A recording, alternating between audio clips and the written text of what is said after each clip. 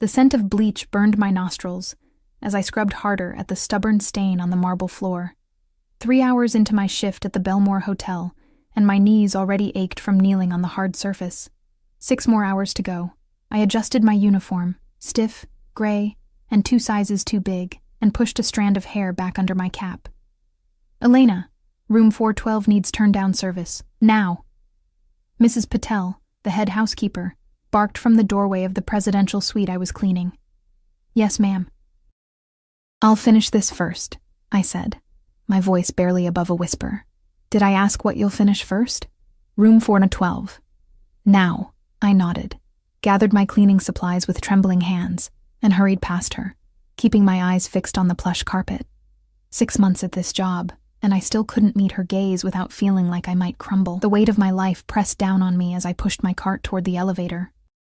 25 years old with a nursing degree that meant nothing here, 8,000 miles from home. The promises of a better life in America had dissolved like sugar in rain. Now all that remained was survival. For me, and for my 4-year-old daughter, Sophia, waiting at Mrs. Diaz's apartment until my shift ended at midnight. The elevator doors opened with a soft chime, revealing a world I only cleaned but never belonged to. A couple stepped out, the woman draped in diamonds that caught the light. The man's watch probably worth more than what I'd earn in a year. They walked past me as if I were invisible, the woman's perfume lingering in the air, jasmine and something exclusive I couldn't name. I slipped inside the elevator, pressed the button for the 4th floor, and caught my reflection in the mirrored wall. Pale face, dark circles under my eyes, chapped lips. I barely recognized myself anymore. Back home in the Philippines, I'd been Elena Santos, top of my class, full of dreams. Here, I was just Elena, the maid, invisible until needed, disposable when inconvenient. The elevator stopped at the 2nd floor, and a man stepped in. Tall, broad-shouldered, dressed in an impeccable charcoal suit that fit him like it had been sculpted onto his body. The scent of his cologne, sandalwood and leather, instantly overpowered the chemical smell of my cleaning supplies. I pressed myself against the corner of the elevator, making myself smaller. From the corner of my eye, I noticed his Italian leather shoes, so polished I could almost see my reflection in them. My gaze traveled upward, past the perfectly tailored pants to his hands. Strong, with long fingers adorned only by a single gold signet ring. A businessman, I thought. Another person who wouldn't see me. But then, I felt it. His eyes on me. Not just the casual glance people give when sharing an elevator, but a deliberate, assessing look that made the hair on the back of my neck stand up. I kept my gaze fixed on my cart, counting the seconds until I could escape this sudden, inexplicable tension. 4th floor? His voice was deep, with the barest hint of an accent I couldn't place. Italian, maybe. I nodded, still not looking up. "You missed a button," he said. Finally, I looked up, confused. His eyes met mine, dark as midnight, intense, and somehow both cold and burning at once. His face was all sharp angles and perfect symmetry, framed by black hair with subtle hints of silver at the temples. He was older than I'd initially thought, maybe late 30s, with lines at the corners of his eyes that suggested he rarely smiled. "Your uniform," he clarified, gesturing to my collar where, indeed, I'd missed a button in my haste to report to Mrs. Patel this morning. Heat rushed to my face as I fumbled to fix it, dropping my spray bottle in the process. It clattered to the floor between us. We both reached for it at the same time, his hand closing over mine as we touched the bottle. A jolt of something, fear, awareness, shot through me. His hand was warm, the skin unexpectedly soft except for calluses I wouldn't expect on a businessman. He straightened, handing me the bottle, his expression unreadable. "Careful," he said, though whether he meant with the bottle or something else entirely, I wasn't sure. The elevator doors opened at the 4th floor, and I mumbled a thank you as I pushed my cart out, feeling his eyes on my back until the doors closed behind me. Room 412 was at the end of the hallway. I knocked, called out housekeeping, and waited. No response. I used my key card, entering cautiously. "Hello?" "Housekeeping," I called again, stepping into the suite. The room was in disarray, clothes strewn about, empty bottles on the coffee table, the bed unmade. The guest must have gone out for the evening. I began working quickly, gathering trash, changing sheets, wiping surfaces. As I moved toward the bathroom, the door to the suite opened. My heart jumped to my throat. A man stumbled in, not the one from the elevator, but younger, with bloodshot eyes and an unsteady gait that suggested he'd had too much to drink. Well, he slurred, looking me up and down in a way that made my skin crawl.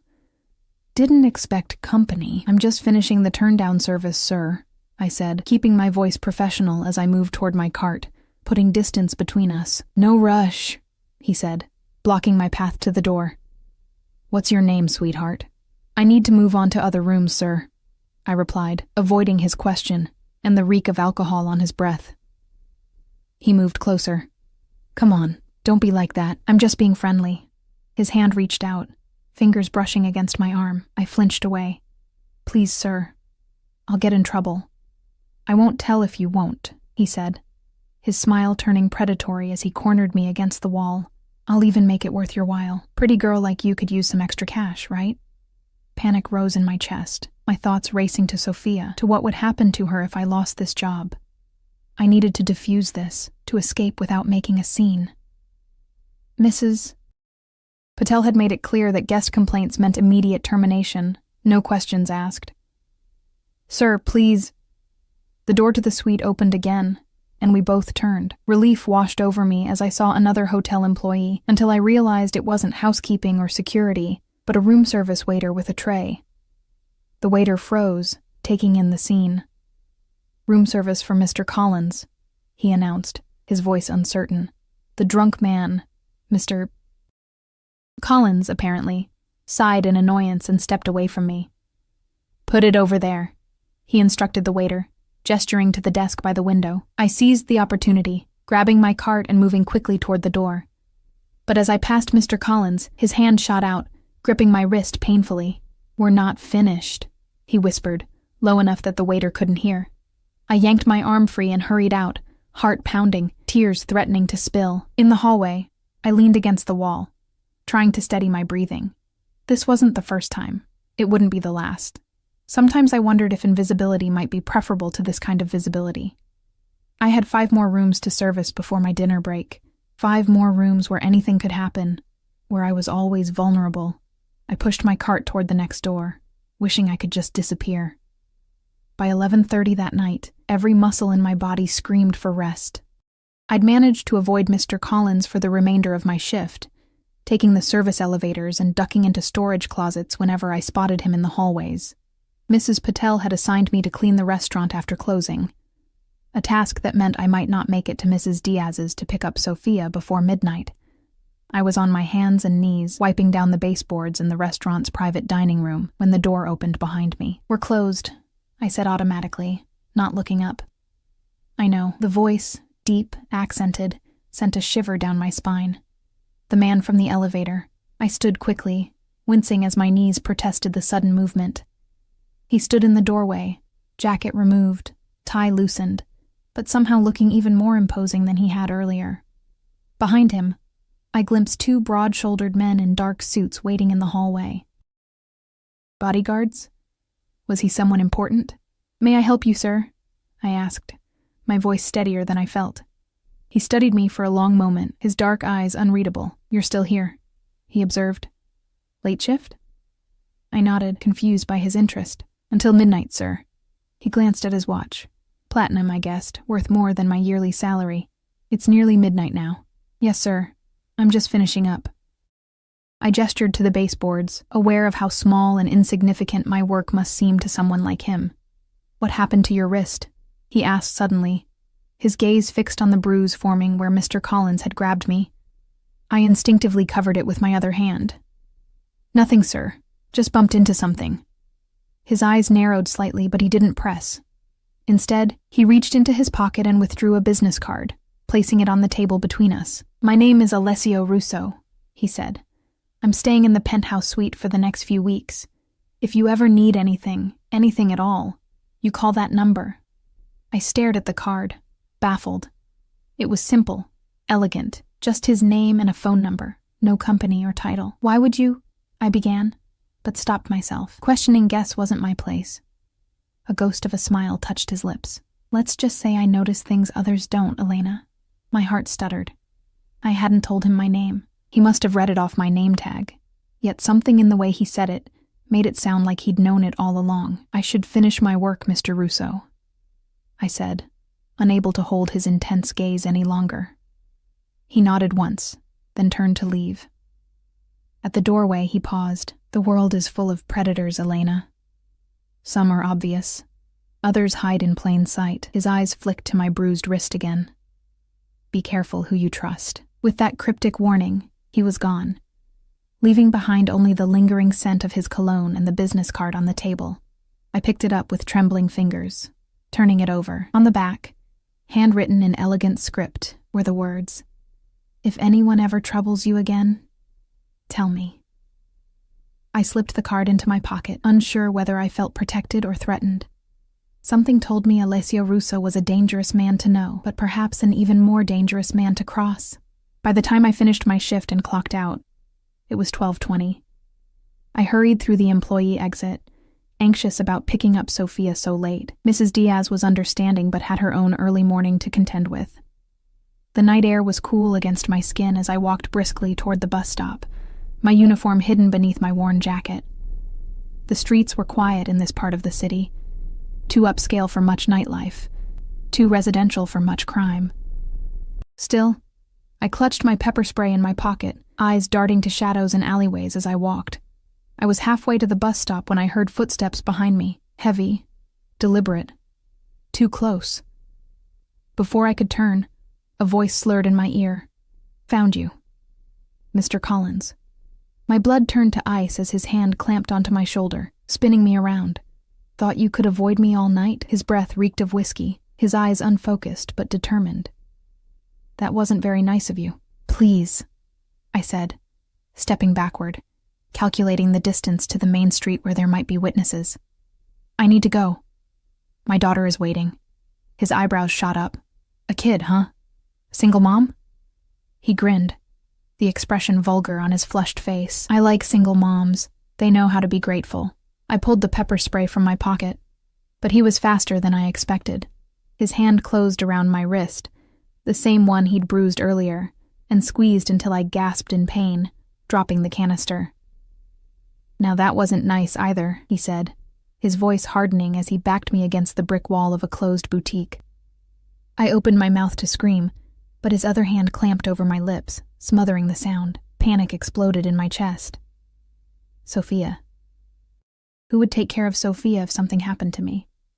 As I struggled, a black SUV with tinted windows turned the corner, its headlights illuminating us against the wall.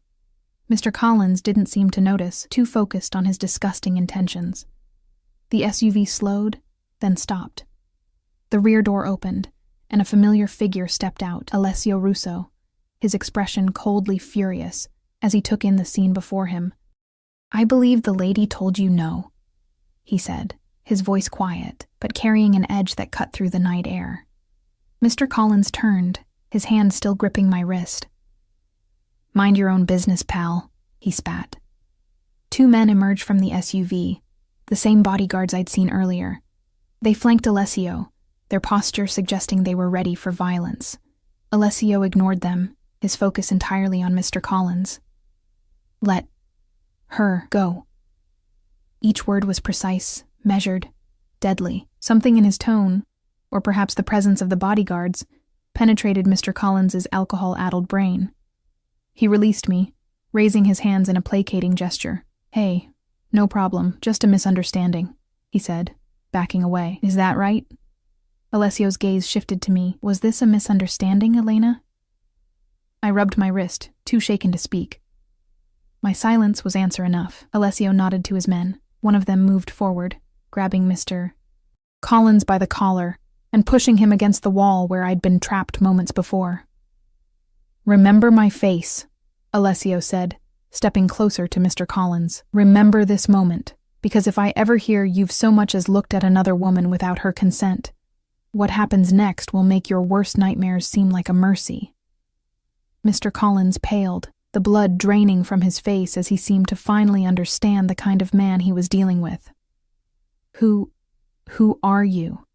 he stammered. Alessio smiled, the expression never reaching his eyes. "Someone who protects what's his." His gaze flicked to me briefly, possessively, before returning to Mr. Collins. "Now get out of my sight." The bodyguard released him, and Mr. Collins stumbled away, nearly running in his haste to escape. I stood frozen, uncertain whether to be grateful for the rescue or terrified by the casual display of power and the proprietary way Alessio had referred to me. What did he mean? What's his? I wasn't his. I wasn't anyone's. "You're shaking," Alessio observed, stepping closer but maintaining enough distance not to crowd me. "Are you hurt?" I shook my head, finding my voice at last. "No. Thank you for stopping him." I glanced nervously at the bodyguards, who had retreated to a respectful distance but were clearly still watching. "How did you find me?" "I noticed him following you out of the hotel," Alessio said simply. I didn't like the look in his eyes. A chill ran through me at the realization he'd been watching me, noticing details I'd missed in my exhaustion. "You mentioned a daughter," he continued. "She's waiting for you?" The reminder of Sophia snapped me back to reality. "Yes. At my neighbor's. I'm already late." "We'll drive you," he said, not a request but a statement of fact. He gestured to the idling SUV. Every instinct screamed that getting into a car with this man and his armed guards was dangerous. Yet Mr. Collins was still out there somewhere, possibly angry enough to try again, and the buses ran infrequently this late at night. "I don't even know who you are," I said, hesitating. "Not really." Something like respect flickered in his dark eyes. "Smart girl," he murmured. "I told you. My name is Alessio Russo. I'm a businessman with interests in this city. And tonight, I'm your ride home, if you'll accept." It wasn't much of an explanation, but the alternative was risking another encounter with Mr. Collins, or spending an hour on night buses. "Okay," I said finally. "Thank you." Alessio nodded, satisfied, and guided me to the SUV with a light touch at the small of my back.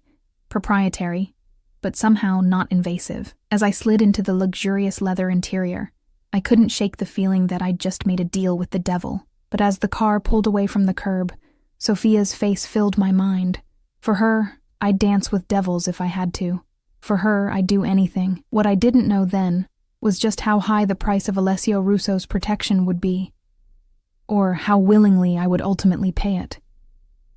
The interior of Alessio's SUV enveloped me in luxury I'd only ever cleaned around, never experienced.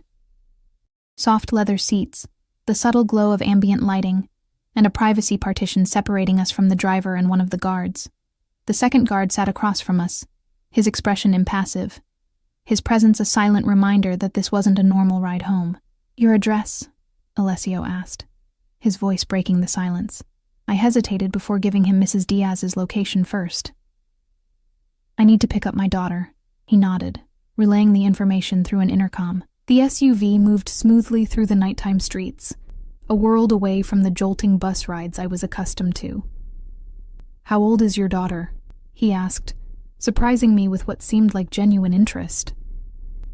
"Sophia is 4, I answered, the knot in my chest loosening slightly at the thought of her. Dark curls and gap-toothed smile, the center of my universe. "And her father?" The question was direct, intrusive even, but something in his tone made it impossible to evade. "Not in the picture," I said simply, unwilling to share the full, painful story with a stranger, no matter how expensive his suit or how timely his rescue. Alessio studied me, those midnight eyes seeming to peel away my defenses layer by layer. "You're not American," he stated, rather than asked. "Filipino. I came here 2 years ago. For work?" I nodded, looking out the window at the passing city lights. "For opportunity." "And did you find it?" There was something knowing in his question, almost mocking, as if he already understood the bitter answer. I met his gaze directly for the first time. I found survival. Something shifted in his expression. Respect, perhaps, or recognition. He reached inside his jacket and produced a thick envelope. offering it to me. "What's this?" I asked, not reaching for it. "Consider it compensation for your trouble tonight." My spine stiffened. "I don't need charity, Mr. Russo." A ghost of a smile touched his lips. "Not charity, Elena. I value dignity too much to offer charity. This is compensation for the distress my fellow hotel guest caused you. Had the hotel's security done their job properly, you wouldn't have been in that situation." When I still hesitated, he added, "If not for yourself, then for Sophia." At the mention of my daughter's name, so casual, so deliberate, I felt a chill. It was both a reminder and a subtle threat. He knew I had someone depending on me, someone whose needs might override my pride. Reluctantly, I took the envelope, not opening it, but tucking it into my bag. "Thank you," I said stiffly. The SUV stopped outside Mrs. Diaz's modest apartment building, a stark contrast to the luxury vehicle. Before I could reach for the door handle, Alessio's guard was outside, opening it for me. "Wait here," Alessio instructed. "We'll take you home after you collect Sophia." I wanted to protest, to insist I could manage on my own from here, but the firmness in his voice brooked no argument. Instead, I nodded and hurried into the building, aware of his eyes on my back until I disappeared inside. Mrs. Diaz opened her door on the second knock, her kind face creased with worry. "Elena, I was getting concerned. I'm so sorry," I began, but she waved away my apologies. "Sophia's sleeping on my couch. Poor little angel tried so hard to stay awake for you." She glanced past me toward the street where the black SUV was visible through the lobby windows. "Is everything okay? That's not your usual ride." I forced a smile. "Everything's fine. Just a colleague offered a lift since it's late." She didn't look convinced but didn't press. "Let me get Sophia's things." Moments later, I was carrying my sleeping daughter, her small body warm against my chest, her breath soft against my neck. As always, holding her centered me, reminding me why every sacrifice was worth it.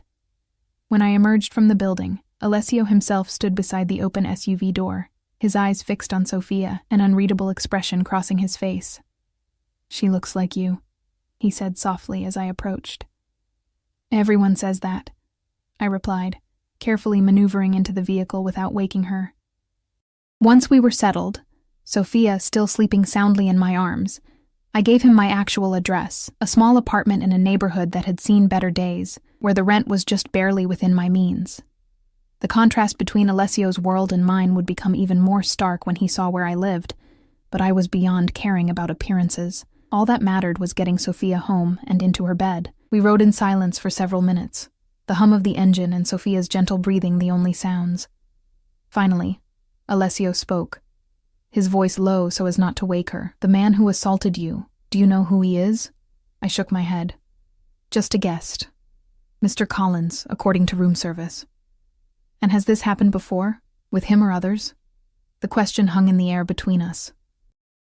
I thought of the countless small indignities, the propositions, the accidental touches from guests who saw the uniform and thought it gave them permission. "Sometimes," I admitted, "it comes with the job." His jaw tightened, a muscle ticking beneath the skin. "It shouldn't." I almost laughed at the naivety of his statement. This man who clearly had never been powerless a day in his life, who couldn't comprehend the compromises people like me made daily just to survive. "Many things shouldn't be, Mr. Russo. Yet they are." He turned to look out the window, and for a moment, I glimpsed something unexpected in his reflection. Not anger or pity, but a deep, cold calculation. "Not for much longer," he murmured, so quietly I wasn't sure I was meant to hear it. The SUV pulled up outside my apartment building. Peeling paint, security door with a broken lock, graffiti partially covering the faded building number. I felt a flush of embarrassment as Alessio took in my surroundings, but his expression revealed nothing. "Thank you for the ride," I said, preparing to exit. "Wait." He reached into his pocket and produced another business card, identical to the one he'd given me earlier, which was still in my uniform pocket. "My personal number is on the back. If you need anything at all, you call me, day or night." I took the card, too tired to argue. Why are you doing this, Mr. Russo? You don't know me. He studied me for a long moment, his gaze moving from my face to Sophia's sleeping form and back again. Let's just say I recognize value when I see it, Elena. People like Collins. They look at you and see someone they can use and discard. I see something else entirely. And what's that? I asked, unable to keep the skepticism from my voice. The corner of his mouth lifted in a half-smile that didn't reach his eyes. Potential. Before I could question him further, he nodded to his guard, who opened my door. Get some rest, Elena. I have a feeling our paths will cross again soon. It wasn't until I was safely inside my apartment, Sophia tucked into her small bed in the corner of our studio, that I finally opened the envelope Alessio had given me. My hands trembled as I counted out the bills. $5,000, more money than I'd ever held at once. Attached was a handwritten note in the same elegant script from the business card. For Sophia's future, no strings attached, but I knew better. With men like Alessio Russo, there were always strings. I just couldn't see them yet. The next morning, I awoke to Sophia's small hands patting my cheeks.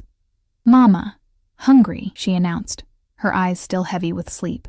I pulled her into a hug, breathing in her sweet scent, the reality of last night's encounter feeling dreamlike in the pale morning light filtering through our thin curtains. Let's make breakfast, sunshine, I said, pushing away thoughts of Alessio Russo and his mysterious interest in us. After settling Sophia with cereal and sliced bananas, I checked my phone. One missed call from Mrs. Patel at the hotel. My stomach dropped as I listened to her terse voicemail. Elena, don't come in today. Management needs to see you at 2 p.m. Don't be late. My hands went cold. Being called to management could only mean one thing: termination. Had Mr. Collins complained about me before Alessio intercepted him? Would they even let me explain? As if summoned by my anxiety, my phone buzzed with a text from an unknown number. The meeting at 2 is nothing to worry about. A.R. Alessio. How did he know about the meeting? More importantly, how had he gotten my personal number? The sense of violation was immediately overshadowed by a more pressing concern. What did he mean? There was nothing to worry about. What had he done? I tried to put it from my mind as I spent the morning with Sophia, treasuring these rare hours together, before I had to drop her at the subsidized daycare I could barely afford. At precisely 2 p.m., and I sat outside the hotel manager's office, hands clasped tightly in my lap to keep them from shaking. My uniform felt suddenly too tight, the collar choking me as I waited to hear my fate. Ms. Santos? The manager's assistant beckoned me inside. I expected to see Mrs. Patel and perhaps the HR director. Instead, I found myself facing Mr. Belmore himself, the hotel's owner, a man whose photograph hung in the staff room but who rarely visited in person. Please sit down, he said, indicating the chair across from his desk.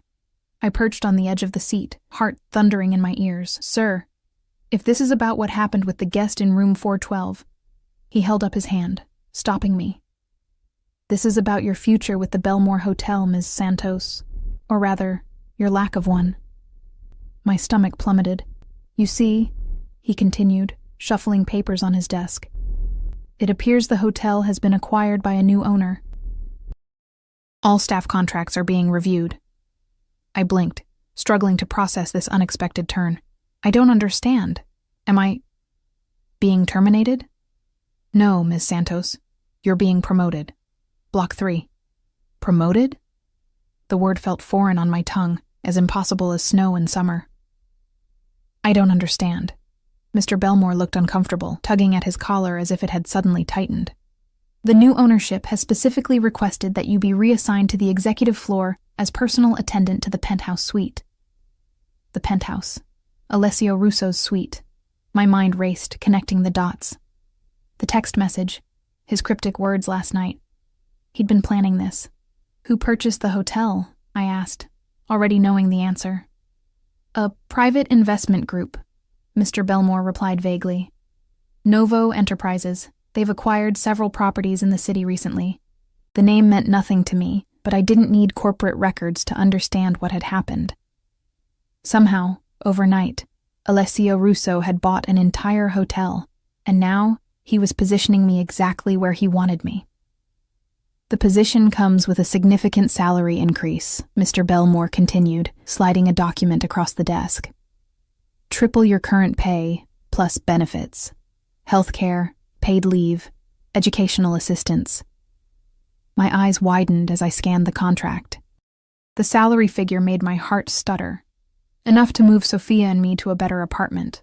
Enough to start saving for her education. Enough to finally breathe. Why me? I asked, looking up from the paper. Mr. Belmore shrugged. I'm just the messenger, Ms. Santos. The new ownership was quite insistent. You begin tomorrow. Report directly to the penthouse at 9 a.m. As I left the office, contract clutched in my hand, I felt lightheaded. The fluorescent lights of the hallway seemed too bright, the air too thin. This wasn't luck or coincidence. This was calculation. But to what end? Outside, I checked my phone, finding another text from the unknown number. Congratulations on your promotion. A car will pick you up tomorrow at 8:30 AR. My fingers hovered over the screen, tempted to demand answers, to reject this orchestration of my life without my consent. But then I thought of Sophia, of the healthcare benefits that would cover her asthma treatments, of the educational assistance that might one day help me reclaim my nursing career. For her, I could swallow my pride. For her, I could step into whatever game Alessio Russo was playing, but I would do so with my eyes wide open. That night, after tucking Sophia into bed, I finally opened the business card Alessio had given me and dialed the number written on the back. He answered on the first ring, as if he'd been waiting. Elena. My name and his accent sent an involuntary shiver down my spine. Mr. Russo, I began, keeping my voice low so as not to wake Sophia. I think we need to talk about what happened today. Your promotion?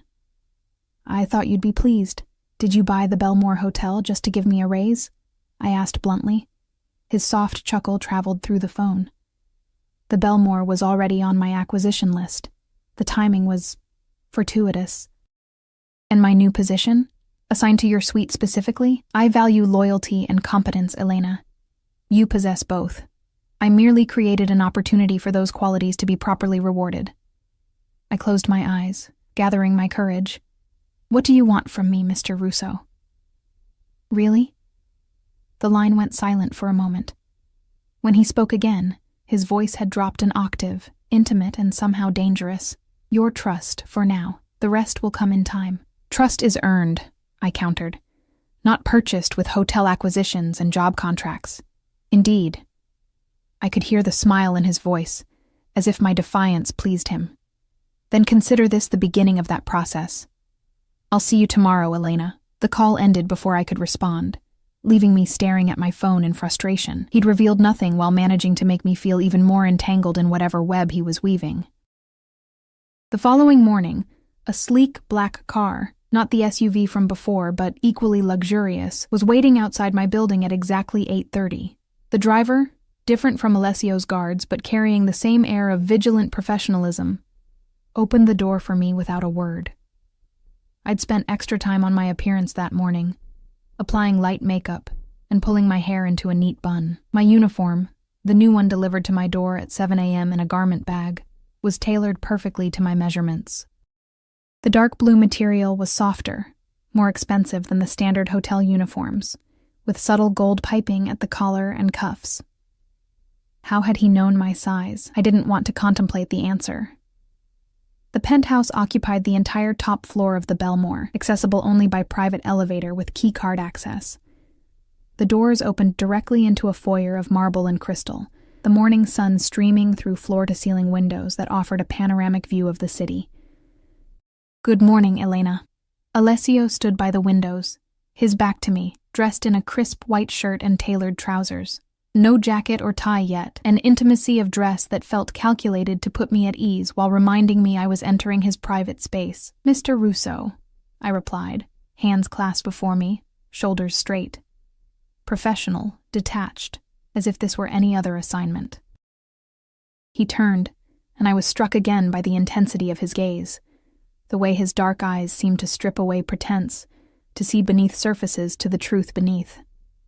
How is Sophia today? He asked, catching me off guard with the personal question.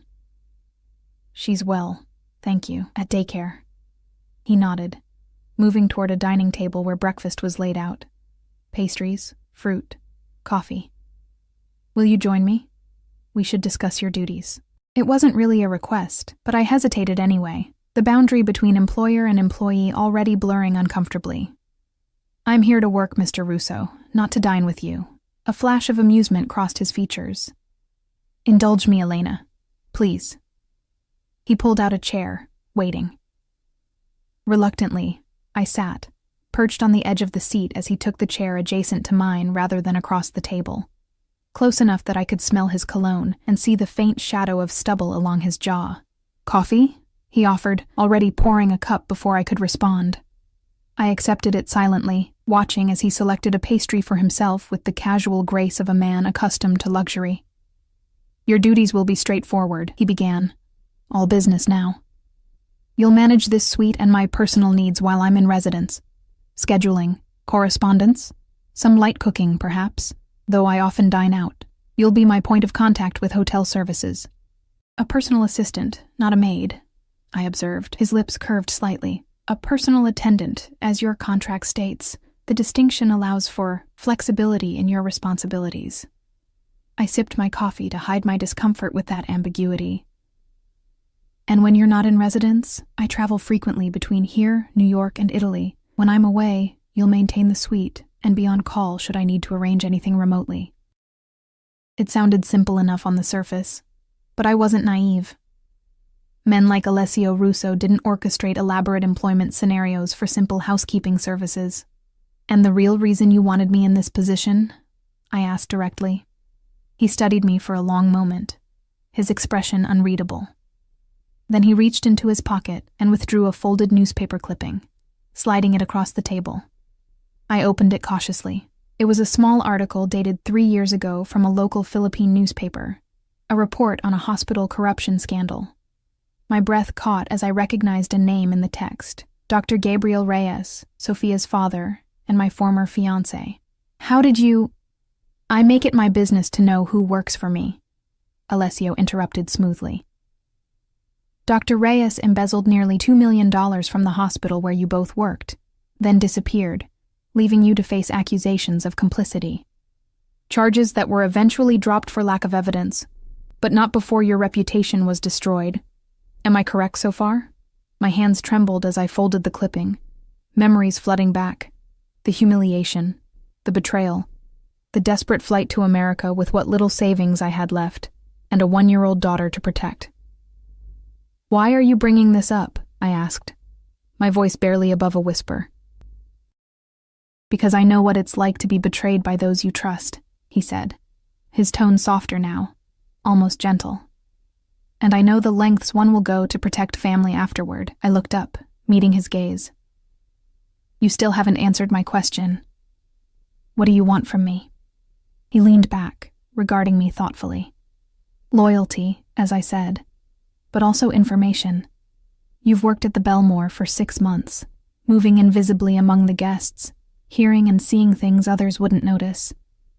You want me to spy for you? I asked incredulously. I want you to be my eyes and ears in situations where I cannot be present, he corrected.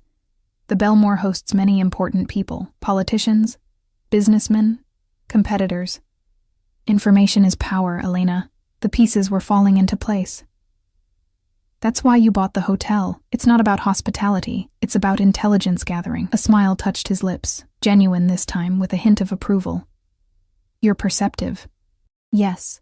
The Belmore is strategically valuable to me for reasons beyond its revenue potential.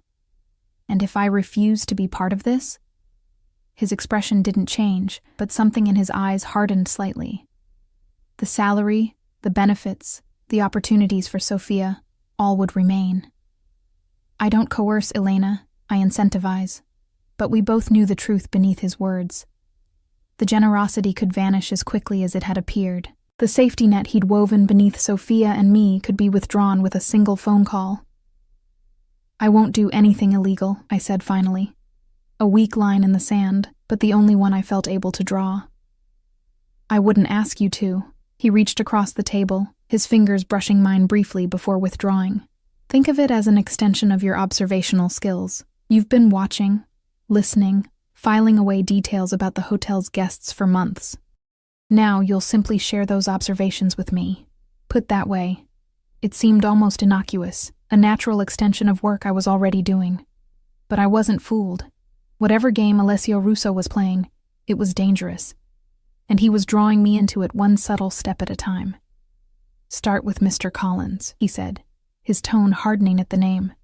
"Tell me everything you know about him, his full name, his purpose at the hotel, his associates." I hesitated, then responded carefully. "Robert Collins. Checking in about a week ago, scheduled for a 2-week stay. He's with a technology company. I've seen him meeting with other businessmen in the restaurant. That's all I know." Alessio nodded, seemingly satisfied with this small test of my cooperation. "You've made a good start, Elena. We'll build from here." As he rose from the table, indicating our breakfast meeting was concluded, I couldn't shake the sensation that I'd just taken the first step down a path from which there would be no easy return. What I didn't yet understand was how deeply Alessio's interest in Collins went, or how that interest would soon pull me into a world of shadows I'd never imagined existed beneath the polished surface of the Belmore Hotel. 3 weeks into my new position, life had taken on a rhythm both comforting and unsettling. Each morning the car would arrive precisely at 8:30. By 9:00 I would be in the penthouse, preparing Alessio's coffee exactly as he preferred it. Strong, black, with a hint of cardamom that reminded him, he'd once mentioned, of his mother's kitchen in Sicily. In those quiet morning moments before he emerged from his bedroom, I would organize his schedule, respond to emails from his business associates, always under his direction, and prepare the suite for whatever meetings he had planned. The work itself was easier than housekeeping. No scrubbing floors on my knees, no heavy lifting, but mentally exhausting in different ways. Alessio demanded perfection in everything. A misplaced document, a scheduling error, a coffee served at the wrong temperature, all would earn his cold displeasure, a flash of irritation quickly controlled but unmistakable. Yet when I performed to his standards, which was most of the time, his approval was equally evident, a lingering look, a slight nod, occasionally a "well done, Elena," that shouldn't have pleased me as much as it did. Sophia noticed the changes immediately. Our new apartment in a safer neighborhood, new clothes, fresh food instead of the cheapest options. More significantly, she noticed my changed schedule, home by 6 most evenings, with weekends free. Time together that had been almost unimaginable before. "Are you happy, Mama?" she asked one evening as I tucked her into her new bed, in her own room for the first time in her life. "Yes, sunshine," I answered, brushing dark curls from her forehead. "Are you happy?" She nodded solemnly. "I like Mr. Alessio's pictures." My hand froze. "What pictures, Sophia?" "The ones he sends with the presents." My blood ran cold. "What presents?" Sophia scrambled out of bed, darting to her small bookshelf where she pulled out a children's book I didn't recognize. A beautifully illustrated story about a little girl who loved the stars.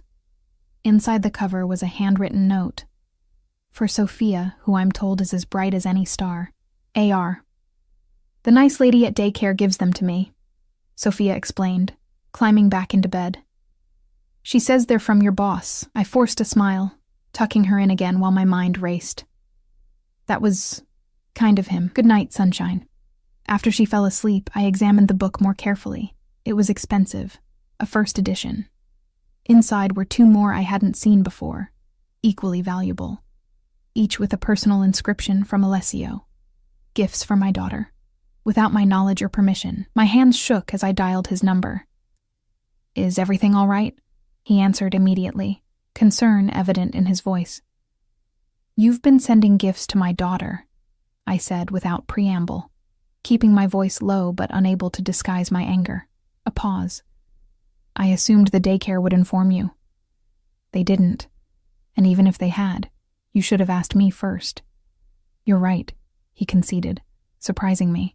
I apologize for overstepping. His easy admission deflated some of my anger, leaving confusion in its wake. "Why are you doing this, Alessio?" I'd begun using his first name in private conversations, another small intimacy I'd allowed without fully acknowledging it. "Your daughter deserves beautiful things, Elena. Books that will feed her mind, toys that will spark her imagination. That's not your decision to make. No, he agreed. But it is within my power to provide. There's a difference. I sank onto the edge of my bed, suddenly exhausted. I don't understand what you want from us.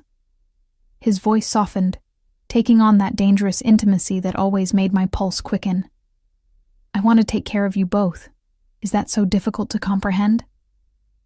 Yes, I whispered. Because people don't just do that. Not without expecting something in return. Perhaps I'm not most people, but he was. In the weeks I'd worked for him, I'd observed enough to know Alessio Russo was a man who calculated every move, who viewed the world as a complex chessboard where each piece, each person, had a specific value and function. Nothing was ever given freely. No more gifts without my permission, I said firmly. As you wish. He paused, then added, I'll see you tomorrow, Elena. Sleep well. I ended the call, still unsettled by his interest in Sofia.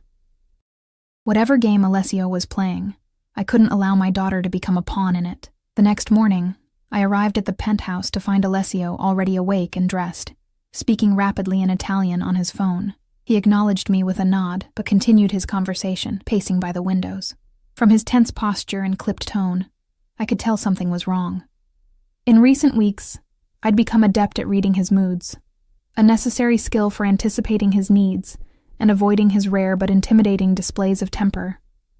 I prepared his coffee and set out the brioche I'd picked up from the bakery he favored, then discreetly began organizing the day's schedule on my tablet. He ended his call with a harsh capisco occupatine, and set his phone down with controlled precision that spoke of barely contained fury. Is everything all right? I echoed his words from the previous night. He glanced at me, his expression smoothing into neutral territory. A minor business complication. Nothing for you to worry about. But there was something in his eyes, a coldness that made me shiver despite the penthouse's perfect temperature. Your coffee, I said, sliding the cup toward him. He took it, our fingers brushing in the exchange, a small contact that shouldn't have sent electricity up my arm, but did. These moments of accidental touch had been increasing lately, each one leaving me more confused about the boundaries between us. We have a dinner tonight, he said, after taking a sip. The mayor and several city council members. I'll need you to stay late to assist. I nodded, already mentally rearranging my schedule, calculating when I'd need to call Mrs. Diaz to watch Sofia. Of course. How many guests? 8 total. The private dining room has been reserved. I'll send you the details. As I noted this in my calendar, I felt his eyes on me, studying me with that penetrating gaze that always made me feel exposed, as if he could see through my carefully constructed professional facade to the uncertainty beneath. That dress I had delivered last month. The blue one. Wear it tonight. I looked up, startled. I'm not sure that would be appropriate for staff. A smile ghosted across his lips. You won't be serving, Elena. You'll be seated at my right hand as my personal assistant. The dress is appropriate for that role. My stomach tightened with anxiety. This was new territory, being presented not as service staff, but as someone with proximity to his power, someone important to Alessio Russo. I don't understand. Why do you want me at the table? He set down his coffee, approaching where I stood by the dining table. Too close, as always, invading my personal space with that casual dominance that seemed as natural to him as breathing, because you see things others miss. You hear what isn't said. His voice dropped lower, and because having you beside me will remind our guests that I value loyalty above all else. There it was again. That word. Loyalty. As if he'd already claimed mine. As if the transaction had been completed without my awareness. Is Robert Collins attending? I asked, remembering his specific interest in the man who had assaulted me. Something dangerous flashed in Alessio's eyes. No. Mr. Collins is no longer a guest at this hotel. Or any hotel in this city. The implication hung in the air between us. I hadn't seen Collins since that night. Hadn't heard his name mentioned by any of the staff. It was as if he'd simply vanished, checked out without a trace. What did you do? I whispered, both afraid of and needing the answer. Alessio's expression remained impassive. I protected what's mine. There it was again. that proprietary claim that should have offended me, but instead sent a confusing mix of fear and something darker, more primal, coursing through me. "I'm not yours," I said, the words coming out less forcefully than I'd intended. He reached out, his fingers lightly tracing the line of my jaw in a touch so unexpected I froze rather than pulled away. "Aren't you, Elena? You live in an apartment I provide, earn a salary I pay, drive in cars I send, wear clothes I select." His hand dropped away, but the ghost of his touch remained. "The trappings of ownership are already in place. Only your acknowledgement is missing." I stepped back, needing distance from his overwhelming presence. "I can leave any time. Find another job, another apartment." "Of course you can," he agreed, but the confidence in his tone suggested he believed otherwise. "You're not a prisoner, Elena. You're an investment." The word stung, reducing what I'd begun to think of as a complex relationship to a cold financial calculation. "Is that all I am to you? An asset?" Something softened in his expression. "No. Not anymore." Before I could process what he meant, his phone rang again. He checked the screen, then answered with a curt, "Russo," walking toward his office and closing the door, leaving me alone with my confusion and the lingering sensation of his touch on my skin. That evening, I stood before the mirror in my apartment, barely recognizing the woman reflected back. The blue dress Alessio had sent was elegant but understated. Midnight blue silk that draped perfectly across my body, revealing nothing inappropriate but suggesting everything. My hair, usually constrained in a practical bun, fell in soft waves around my shoulders. The minimal makeup I'd applied emphasized my eyes, making them appear larger, more luminous. I looked like a woman who belonged at Alessio Russo's side. The thought was both thrilling and terrifying. Sophia watched me from the doorway, eyes wide with wonder. "You look like a princess, Mama," I smiled, kneeling to her level. "Thank you, sunshine. You be good for Mrs. Diaz tonight, okay? Mama has to work late." She nodded solemnly. "With Mr. Alessio?" "Yes, with Mr. Alessio." I hesitated, then asked, "How do you feel about him, Sophia? About the books he sends?" She considered this with the serious contemplation only a 4-year-old can muster. "He gives nice things, but sometimes his pictures look sad." "His pictures?" I asked, confused. "In the books. His writing looks sad." She shrugged, the observation already fading from her mind as she spotted her favorite stuffed animal on my bed. Out of the mouths of babes, I thought. Even Sophia could sense there was something wounded beneath Alessio's powerful exterior, something that all his money and influence couldn't heal. The car arrived precisely on time, as always. The driver, Marco, one of Alessio's personal security team whom I'd come to know over the weeks, gave an appreciative nod as he opened the door for me. "You look beautiful, Ms. Santos," he said, the rare compliment from the usually taciturn man catching me off guard.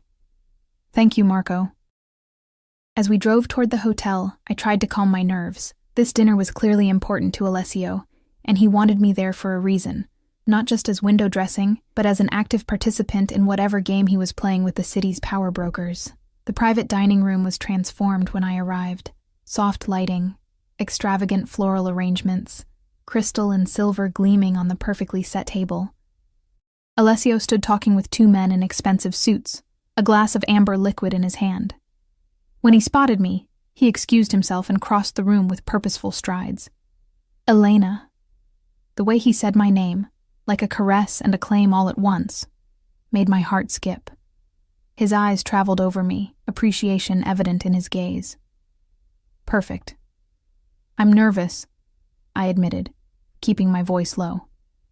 "I don't know how to act in this setting." His hand settled at the small of my back, warm through the silk of my dress. "Be yourself. Observe. Listen. Say little unless directly addressed." His lips curved slightly. "And stay close to me." The guests began arriving shortly after. The mayor, 2 council members, the city's police commissioner, and 3 men Alessio introduced as business associates. I noted how each person's demeanor changed subtly when they entered Alessio's orbit. Backs straightening, smiles becoming more fixed, eyes more calculating. They feared him, I realized. Or at the very least, they were wary of his power. Throughout dinner, I did as Alessio instructed.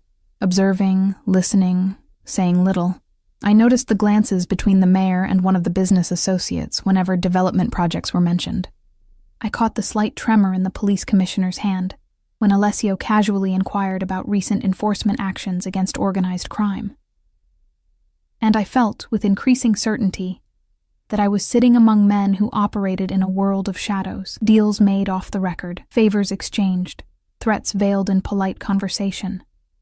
A world Alessio navigated with the ease of long familiarity. Halfway through the meal, the conversation turned to recent business acquisitions in the city. One of the council members mentioned the Belmore's change in ownership. "A surprising move, Russo," he commented, swirling his wine. "Hospitality isn't usually your area of interest." Alessio's hand moved to rest on the back of my chair, his fingers just brushing my exposed shoulder. "I go where I find value worth protecting," he replied, his eyes meeting mine briefly. The gesture and words were not lost on the other guests. Speculative glances passed between them, reassessments being made about my role and importance. It was then I realized with perfect clarity, Alessio wasn't just showing me off as an assistant. He was declaring me as something more significant, something worth his personal protection and public acknowledgement. The question remained, why me? What had he seen in a Filipina hotel maid that warranted such elevation? And what would be the price of this new status I'd neither sought nor agreed to? As the evening progressed, the answer began to take shape in the deferential way the men addressed me, in the calculating looks from the mayor's aide, in the subtle ways Alessio kept me at the center of his orbit. I wasn't just an investment to Alessio Russo. I was becoming a statement, a declaration of his power and his priorities, and somewhere between the main course and dessert, I realized with a mixture of terror and exhilaration that I had crossed a threshold from which there would be no return. Whatever web Alessio had been weaving around me was now complete. I was caught. And the most frightening part was that I no longer knew if I wanted to escape. The dinner concluded just before midnight, the guests departing with handshakes for Alessio and respectful nods for me, acknowledgement of a status I still didn't fully understand. As the door closed behind the last visitor, I exhaled slowly, feeling the tension drain from my shoulders. "You did well," Alessio said, loosening his tie as he returned to where I stood by the table. "Better than I expected." "What exactly did I do?" I asked, slipping off the heels that had been pinching my feet for hours. He poured 2 glasses of wine, offering one to me. "You observed, you learned. Tell me what you saw." I accepted the glass, understanding this was both a test and an opportunity. The mayor is taking bribes from Empire Development Group for the waterfront project. The police commissioner is under pressure from someone, not you, based on his reaction when you spoke to him. And the council member with the silver tie is sleeping with his aide. Alessio's eyes gleamed with approval. "Very good. Anything else?" I hesitated, then added, "They're all afraid of you, but not because of your money. It's something else." "What else?" he prompted, his voice soft but insistent. "Power of a different kind, the kind that doesn't come from wealth or position." I met his gaze directly. "Who are you really, Alessio?" He considered me for a long moment, then gestured to the balcony doors. "Walk with me." The night air was cool on my skin as we stepped outside. The city sprawled below us, a tapestry of lights and shadows. Alessio stood close beside me at the railing, his presence both comforting and unsettling. "My family has operated in this city for 3 generations," he began, his voice taking on a distant quality. "We began in Sicily, but America offered opportunities. My grandfather built a network of influence. My father expanded it. I inherited their legacy." "You're talking about the Mafia," I said quietly, the pieces finally clicking into place. He didn't deny it. "We prefer family business." The term Mafia has unfortunate Hollywood connotations. The revelation should have terrified me, sent me running for the elevator. Instead, I felt an odd sense of clarity, as if the final piece of a puzzle had slotted into place. The bodyguards, the deference of powerful men, the way Alessio could make people disappear with a word. It all made sense now. "Why tell me this?" I asked, my voice steadier than I expected. "Why trust me with something that could destroy you?" He turned to face me, his eyes reflecting the city lights. Because you've earned that trust, Elena. Because I've watched you for weeks now. Your loyalty to Sophia, your discretion with what you've seen and heard in my service, your quick mind and quicker instincts. His hand found mine on the railing, covering it gently. And because if we are to move forward, there can be no significant secrets between us. Move forward, I echoed, my pulse quickening. What does that mean? It means I want you by my side, Elena, not just as my employee, but as my partner. The word hung in the air between us, heavy with implications. Your partner? I repeated carefully. In business? A smile touched his lips. In everything. I withdrew my hand from beneath his, needing space to think. You barely know me. I know everything that matters, he countered. I know you sacrificed everything to protect your daughter from her father's crimes. I know you work with unwavering dedication. I know you notice details others miss. I know you're loyal to those who earn your trust. His voice dropped lower. And I know there's a fire inside you that life has tried to smother but couldn't extinguish. His words resonated in places I'd kept locked away, the ambitious young nurse I'd once been, the woman who had dreamed of more than survival. The part of me that had been slowly awakening these past weeks in Alessio's orbit. And what would this partnership entail? I asked, buying time as emotions warred within me. Attraction, fear, ambition, caution. Officially, you would become my executive assistant, overseeing my personal staff and certain business interests. Unofficially, he paused. You would be my confidant, my counsel, my eyes and ears in places I cannot always be. And Sophia? His expression softened at my daughter's name. Sophia would want for nothing: education at the finest schools, security, a future limited only by her talents and desires. It sounded like a dream: financial security, meaningful work, protection for Sophia, yet beneath the offer lurked shadows I couldn't ignore. Your business, your family business, it involves illegal activities, I said, forcing myself to confront the reality. Some aspects operate in gray areas, he acknowledged. But my focus has been legitimizing our interests. The hotels, real estate, import companies, these are all legal enterprises. And the other enterprises? Would I be involved in those? He shook his head. I would never ask you to cross lines you're unwilling to cross, Elena. Your role would be entirely legitimate. But we both knew the truth. Once you entered Alessio's world, the lines between legitimate and illegitimate blurred. I would be tainted by association, even if my own hands remained clean. Why me? I asked again, returning to the question that had haunted me since that first night. Of all the people in your world, why choose someone like me? Alessio was quiet for a moment, looking out over the city. When he spoke, his voice carried a vulnerability I'd never heard before. Because you see me, Elena, not just Alessio Russo, the businessman or the heir to a powerful family. You see the man beneath. He turned to me, his expression stripped of its usual careful control. From that first moment in the elevator, when you looked at me, really looked at me, I knew you were different. I remembered that moment, his intense gaze, the unexpected connection. I had seen something in his eyes then. A fleeting glimpse of loneliness that mirrored my own. I need someone I can trust absolutely, he continued. Someone intelligent enough to understand the complexities of my world, but untainted by its corruption. Someone with the strength to stand beside me, not behind me. His hand reached up, fingers brushing my cheek with surprising gentleness. I believe that person is you, Elena. His touch sparked something in me. Desire, yes, but also a dangerous hope that perhaps this impossible offer was real. That perhaps I could step from shadows into light, bringing Sophia with me. I need time, I said finally. This isn't a decision I can make tonight. He nodded, accepting this without argument. Of course. Take the weekend to consider. On Monday, give me your answer. His hand dropped away from my face. Whatever you decide, Elena, know that Sophia's future is secure.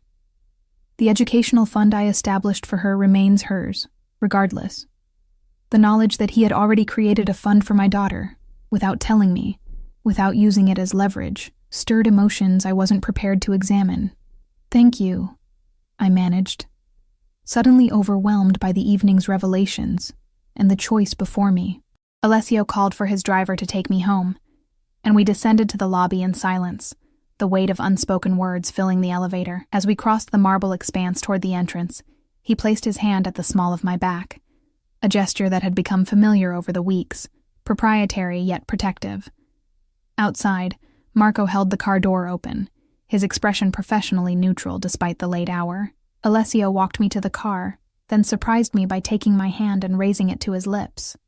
A courtly gesture at odds with the modern world, yet somehow fitting for a man who operated by his own rules. "Until Monday, Elena," he said, releasing my hand slowly. I nodded, unable to form words as I slid into the back seat, feeling the imprint of his lips on my skin all the way home. The weekend passed in a blur of consideration and consultation. I spent hours watching Sofia play in our new apartment, thinking about the future I wanted for her versus the one Alessio offered. I made lists of pros and cons, scenarios and contingencies. I paced the floors at night, weighing risk against reward, safety against danger. By Sunday evening, I had made my decision, one based not just on logic or fear, but on the truths I had come to understand about myself and about Alessio. Monday morning dawned clear and bright. I dressed with particular care in a simple but elegant dress I'd purchased with my new salary, applied light makeup, and arranged my hair loosely around my shoulders. Sofia noticed the difference immediately. "You look pretty, Mama. Are you going to see Mr. Alessio?" I smiled, kneeling to her level. "Yes, sunshine. I'm going to talk to Mr. Alessio about our future." Her small face grew serious. "Will we stay here? I like my room."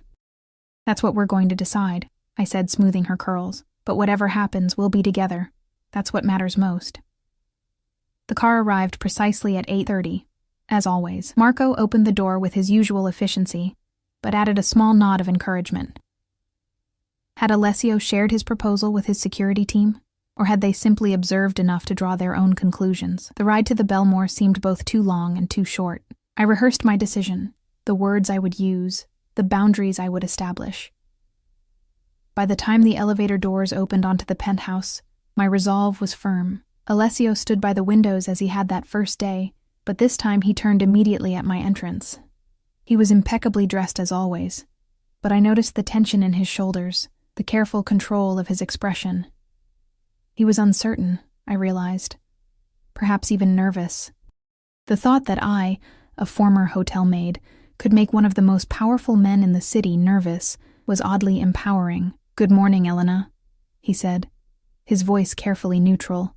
I moved toward him, stopping at a distance that was neither professional nor intimate, a middle ground that reflected the threshold we stood upon. "I've considered your offer," I began. "And?" The single word carried a weight of expectation. I met his gaze directly. "I accept, but with conditions." Relief flashed briefly in his eyes before his composed mask returned. "Name them." "Sofia's safety and future are non-negotiable. She remains untouched by the darker aspects of your world." He nodded without hesitation. "Agreed." "I maintain my own residence, my own independence, at least for now." Another nod, though this one came with a slight tightening of his jaw. "For now. And I need your word that you will never lie to me, even when the truth is difficult or dangerous." "Complete honesty between us, always." At this, he stepped closer. Close enough that I could see the flecks of gold in his dark eyes. "That is a two-way street, Elena. Are you prepared for such transparency?" I thought of the secrets I still carried. About Gabriel. About the circumstances of my departure from the Philippines. About the feelings that had been growing for Alessio despite all my attempts to suppress them. "Yes," I said firmly. "No significant secrets between us." He reached for my hand, enfolding it in both of his, a gesture of agreement and possession all at once. "Then we have a deal, Elena Santos." The way he said my full name sent a shiver down my spine. "Welcome to the family." As he leaned in to seal our agreement with a kiss, gentle but promising more, I knew I was stepping into a new life, one filled with both promise and peril. I was no longer just Elena the maid, invisible and powerless. I was becoming something new, partner to one of the most dangerous men in the city, protector of my daughter's future, architect of my own destiny. Whatever came next, and I had no illusions that it would be easy or without risk, I would face it with open eyes and the strength I'd always possessed, but never fully embraced. Until Alessio Russo looked at me and saw not just what I was, but what I could become.